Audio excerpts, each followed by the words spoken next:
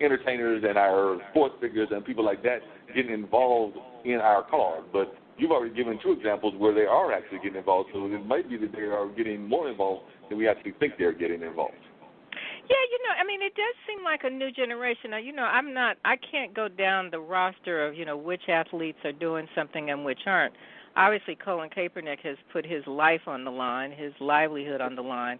But there does seem to be a different sense of needing to be involved with someone like LeBron James. And Michael Jordan did a very different kind of model, but I think even he has started to make some contributions. But I think this new generation is, much more out there. And, but they are kind of a throwback to Jackie Robinson. Maybe it just runs in cycles, and I'm glad we're in this cycle where the younger athletes are, feeling that they can be outspoken. And, really, what are you going to do? They have to take control. LeBron starting that school, I think, is just really important.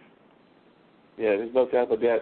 And I want to get back to Madam C.J. Walker a little bit, but could you share a little bit about your namesake as well? Because one of the things that always fascinated me is that whole period of the Harlem Renaissance. It's when things were just really taking off. We had a lot of authors in the community, people like Baldwin, like the Hughes, and things of that nature. And it seems like your namesake was very much in the middle of all of that. So I just wondered if you could share a little bit about that part of your family history as well, because that was a very vibrant part of what was happening, definitely there in the New York area, but it was happening, like I said before, all over the country.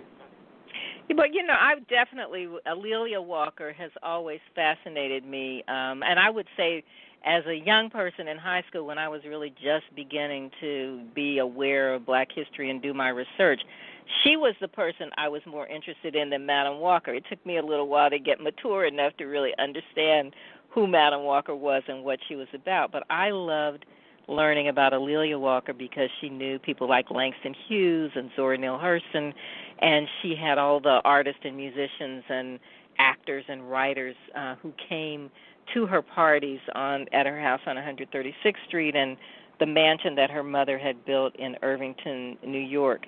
So I was just fascinated by what she did, and that the Dark Tower was the salon where people like to hang out. What I'm doing now, as I am almost finished with a biography of her, is really trying to take her out of the caricature, out of the cliche of her, where people did used to say, well, Madam Walker made the money and her daughter spent the money. But it's so, nobody is that superficial and that two-dimensional. She helped with the early days of the business. But, when you are the child of someone who is larger than life and an original, a founding entrepreneur, it's very hard to do exactly what they did. You can't do exactly what they did. So you have to carve out your own path. And we see that, as all children should carve out their own path. She really loved music and loved the arts and had grown up in St. Louis when they were still very poor, but when ragtime was just being started in the 1890s, and she also loved opera. Black people were really into opera then. We don't really know that now. But she loved to promote music and promote art, and that was her skill. She was kind of an impresario, really. She knew how to throw a huge, fabulous party. She'd be the head of an events planning with the most fabulous events today. And I can definitely relate to what you're talking about, being a person who comes in underneath somebody and having to kind of continue that path and try to create your own path as well while you're still honoring the path of those that came before you. Because like I said before, my grandmother built one of the first libraries here in the Raleigh-Durham area that was African-American centered. My granddad, her husband, was a biologist at Central, and the biology department is named after him. And then both my parents have been involved in radio stations, and mom's been involved in the nonprofit world. So I can relate to somebody having to try to live up to those standards. And then I've had friends that have had family members that were just as well known as they are. Like some of them have tried to become artists while their parents are artists. Some of them have tried to even do sports. Like I won't say that we were friends or even close friends, but I'm an acquaintance of Doc Rivers, and I know that Austin was trying to follow behind him, even going to Duke and now still playing in the NBA. So I can definitely relate to folks trying to create their own path, but also honor the path that has been laid before them. And like I said, that's just on my dad's side, some of that history that I talked about, but Mom also has some people on her side as well that have had a lot of heritage and history, particularly in the rural area where they grew up at. Yeah, I mean, and people do have to find their own path. For me, people used to say to me, well, how come you aren't working in the family business? And I feel really fortunate that my parents really wanted me to follow my passion. My passion was writing. I wanted to be a journalist. And, for me it is, I guess it's sort of ironic that I did that. I worked in television news, as you mentioned, but I then began to tell Madam Walker's story, and there had not been a book written about her. So I was able to use those skills that I learned following my passion to now be able to tell her story. But I could do it on my own terms as opposed to feeling that I had to do it. I think you have to come to something in a way that you're comfortable and it is authentic for you. And you talked about your TV background and working in TV news. Now, you were coming up at a time when and getting into TV news, when the glass ceiling was still somewhat out there and everything, and there was always complaints there were not enough of us in production, in green lighting capacities, and things of that nature. It seems that is changing to some degree, partially because of what you mentioned earlier, the advent of the Internet and other kinds of means that people can tell their stories without necessarily having to go through the normal channels of the networks and things of that nature. But at the same time, we also have in radio, which I'm very familiar with, not just because of this show, but some other radio shows that I've been involved with in the past and even currently, that, we've got radio that's basically controlled by 3 or 4 networks. So it's almost like to some degree we are changing, but to some degree we're not changing. So as a media person, what has been your assessment of where media is now and where it could be going? And do you see those observations that I just made, or do you have others that you might want to add?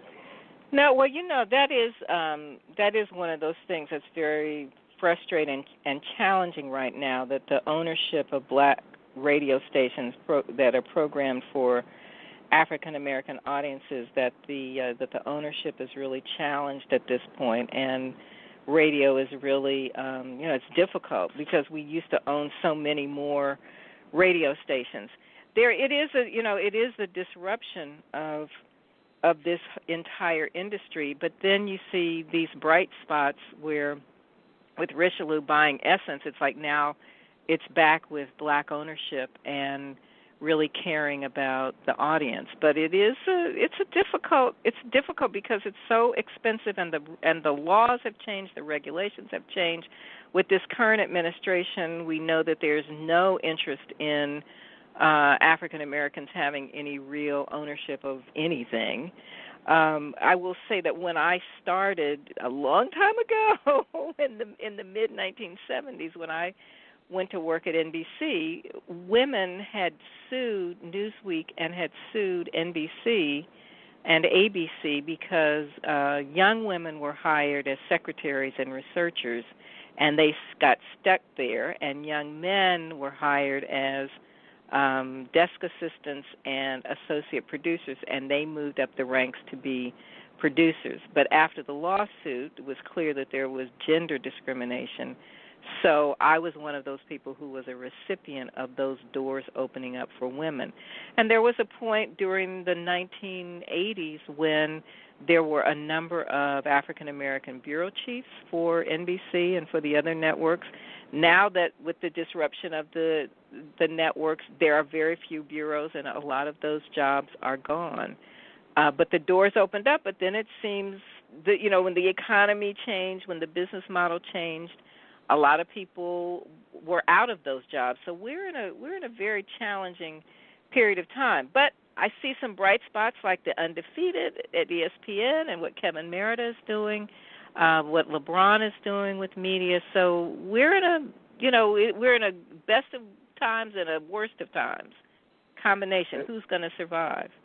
Yeah, but one of the things that I've noticed, it seems to have changed, and I've got several friends locally that are in the media, and some that have moved on to other networks, even in other states. But one of the things that does seem to have changed to some degree is I remember back I went to school in the 80s in terms of like my college education and everything, and even then, and even to some degree over the last 10 to 15 years, there was always these complaints about ageism, particularly for black women and particularly women that are producers, directors. But it seems that has changed to some degree, because I am seeing some of my friends that were reporters that are getting up there in age. I'll put it that way. They're not exactly what people would consider young people, and they're still able to maintain their work, whether that's on the desk, maybe less so there, but definitely still out in the field. But I've seen some ladies that are still in their 40s, even 50s and 60s that are still involved. So it seems like we are finding ways to get past some of that ageism, because I know that was a very serious issue at one point. Right, probably because people are afraid of lawsuits, which they should be. But it is. I think that's very true that the old, for women especially, that the older they get. But I think local news, if that's what you're talking about, that there's a comfort level, and the stations and the advertisers would rather have a known quantity and somebody who's been around for a while. But I think that may be one factor, but there may be some other things as well.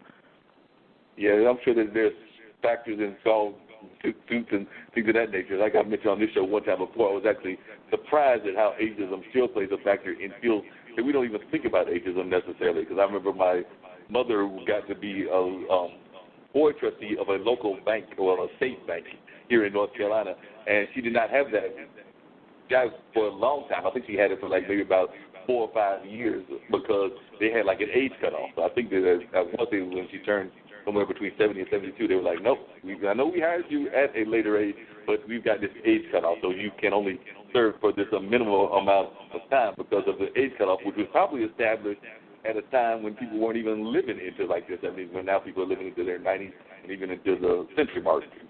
Right. So I think once, when the economy, the sort of the crash in 2008, even though that's been a decade ago, I think a lot of people who were in their 50s sort of never recovered from that and never really got back to the level of, jobs that they had. People, I'm talking about people in white-collar jobs, and now everything is electronic. They can see your age, and a lot of people just never get a call back. I do have a few friends who are in their 50s and who are really struggling because they haven't been able to, recreate the income that they had before that big market turnaround.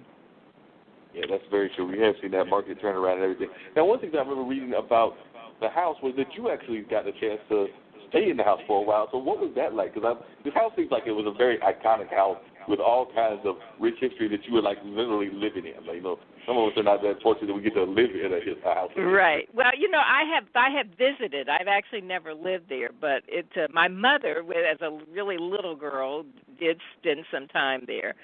And I've never lived in the house, but I have visited, and it was owned for many years by Harold and Helena Doley, an African-American couple from Louisiana.